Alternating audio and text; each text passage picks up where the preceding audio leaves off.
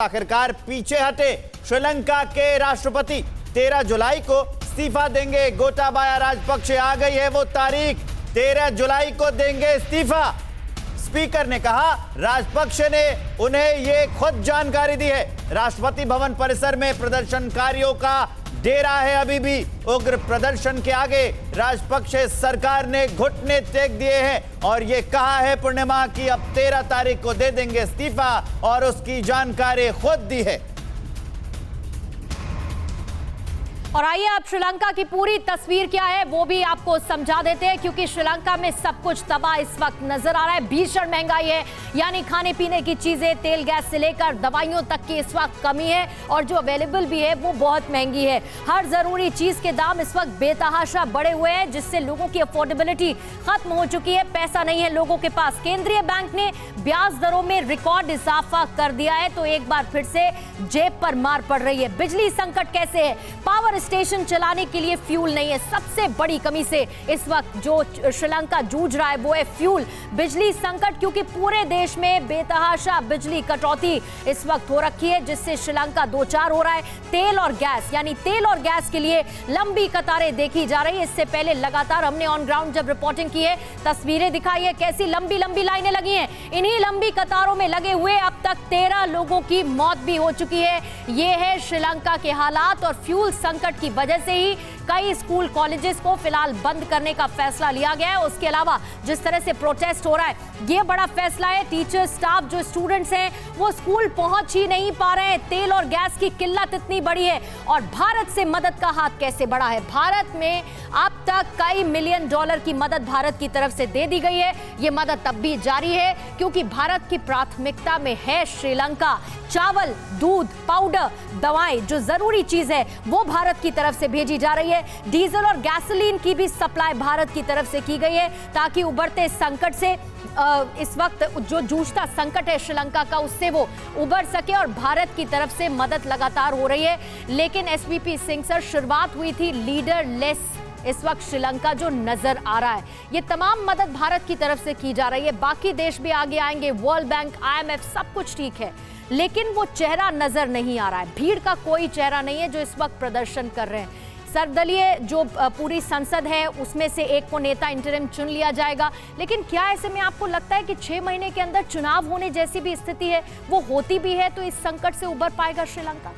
इस समय चुनाव का मामला पीछे रखूंगा बैक बर्नर में। इस समय स्पीकर ऑफ उनका जो हाउस का है, पार्लियामेंट का, उसका रोल मैं समझता हूँ बहुत उचित रहेगा और वही इमर्ज हो रहा है एक national coalition party, national government form करने के लिए। और सबसे पहले देश को संभालने के लिए मैं समझता हूँ मिलिट्री का रोल बहुत बढ़ रहा है, उसको बढ़ाना चाहिए। वेलवेट ग्लव, आयरन फिस्ट, नुकसान ना करे जनता का, बस चीज़ें अंडर कंट्रोल लेके आए ताकि नुकसान जो प्रॉपर्टी और बाकी हो रहा है और नुकसान ना हो जाए। ठीक है, लेकिन शुक्ला सर, एक लार्जर क्वेश्चन श्रीलंका के हालात से, श्रीलंका किस पॉइंट पे खड़ा है एक गृह युद्ध की तरफ जाने के? अगर मैं ये कहूं कि स्थितियां अगर नियंत्रित नहीं होती हैं तो भारत का एक पड़ोसी मुल्क क्या वाकई में ऐसी सिचुएशन में जा सकता है? क्योंकि अभी तक गोलियां सिर्फ दीवारों पे मारी जा रही हैं, लेकिन अगर ये हालात नियंत्रित नहीं हुए तो सरकार भी नहीं बन पाएगी। और अगर जनता ने हथियार उठा लिए, क्योंकि श्रीलंका का इतिहास आप देखिए, वहां पर एक बड़ा लंबा दौर रहा है कॉन्फ्लिक्ट का। बिल्कुल ठीक कहा आपने। ये जो अभी भीड़ है, ये भीड़ तंत्र वहाँ चल रहा है, जब तक जल्दी से जल्दी कोई लीडरशिप वहाँ डेवलप होके उभर के नहीं आती और इस मसले को एड्रेस नहीं करती और इन सबको पैसिफाई नहीं करती, तब तक जो आपने कहा वो आशंका बनी रहेगी। हमने कम्युनिस्ट देश में, चीन में भी देखा है कि उसने टियाननमेन स्क्वायर किया था और आज तक उसका दंश वो लोग झेल रहे हैं। तो कहीं ऐसी विषम परिस्थिति देश में ना हो, क्योंकि उनके खुद के नागरिक हैं, लेकिन उनके खुद के नागरिकों को, देश को बर्बाद नहीं किया देना जा सकता। विषम परिस्थितियों के आसार तो सर दिखने लगे हैं कि हालात जैसे जैसी तस्वीरें आ रही हैं वैसे तो दिखने लगे हैं हालात। इसी बीच दो तस्वीरें हम दर्शकों को दिखाएंगे। एक तरफ मीटिंग हॉल में प्रदर्शनकारी हैं, वो तस्वीरें दिखाएंगे और वो हुड़दंग कर रहे हैं, और कुछ लोग हैं जो पियानो की धुन पर भी झूम रहे हैं। वो खास तस्वीरें आई हैं, वो सीधे हम अपने दर्शकों को दिखा देते हैं। ये देखिए आ गई है। एक और है मीटिंग हॉल में हुड़दंग करते हुए प्रदर्शनकारी और दूसरी ओर पियानो के धुन पर झूमे हैं। ये वो प्रदर्शनकारी थे जो सड़कों पर थे, सरकार के खिलाफ आवाज उठा रहे थे। अब राष्ट्रपति भवन में